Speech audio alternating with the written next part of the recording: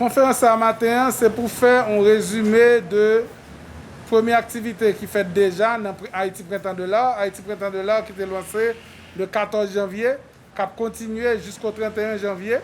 Nous faisons conférence à tout parce que dimanche, il y a plusieurs activités.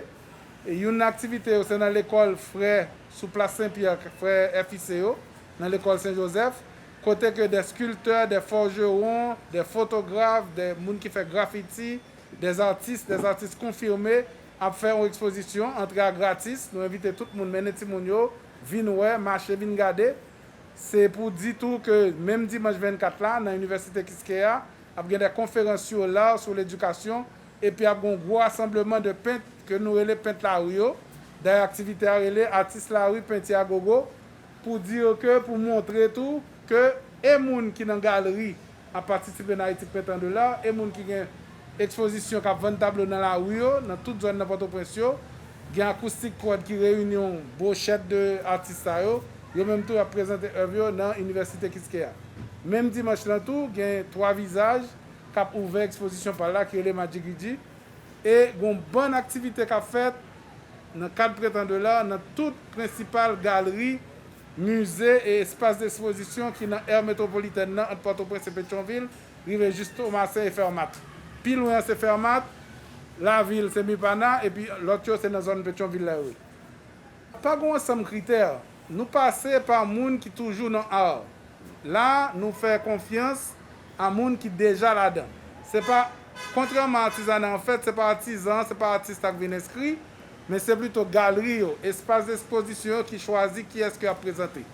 Parce que l'art haïtien ancien, Centre d'art a 77 ans, c'est-à-dire qu'il y a des gens qui depuis 77 ans au moins a parlé avec artistes haïtiens, a exposé artistes haïtiens, a vendre pour artistes haïtiens.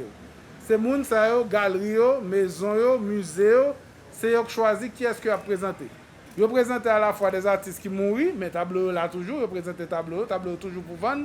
Et présenter tout de jeunes artistes qui fait qu'à venir, c'est sous base ça que l'artiste choisit. Mais ce n'est pas l'organisateur qui choisit qui est-ce qui a exposé. C'est galerie, maison d'exposition, musée qui choisit qui est-ce qui a présenté. Je vais passer la parole à Xavier Dalancourt d'abord, qui est à la fois responsable du collectif 509 et qui coordonne la partie des peintres à la foire de Printemps de l'Art de dimanche. Bonjour à tous. C'est un plaisir de vous accueillir à la Villa Caleouès, où le collectif 509 depuis 2014 expose les jeunes artistes contemporains. Donc nous prévoyons pour le dimanche 24 à l'école des Frères une exposition intitulée Horizons multiples qui va présenter la diversité de la création haïtienne actuelle.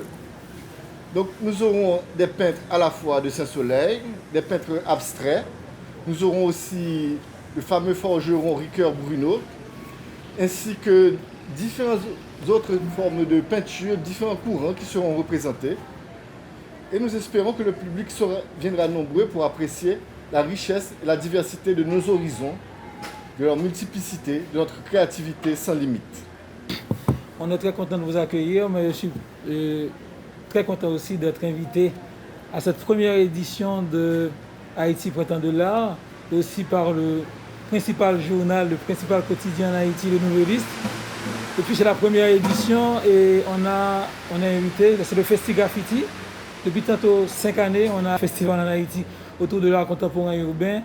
Et on a l'occasion cette année, dans le cadre de cette première édition du Printemps de l'Art en Haïti, de présenter une quinzaine de graffeurs. Il s'agit d'Assaf, de Adou, de Vicky, de Zebra, d'Oligar, et je ne vais pas tous les citer, mais ils seront une quinzaine pour graffer autour de 2 thèmes, puisqu'ils ont 2 panneaux pour le faire, c'est Haïti Printemps de l'Art et l'écologie.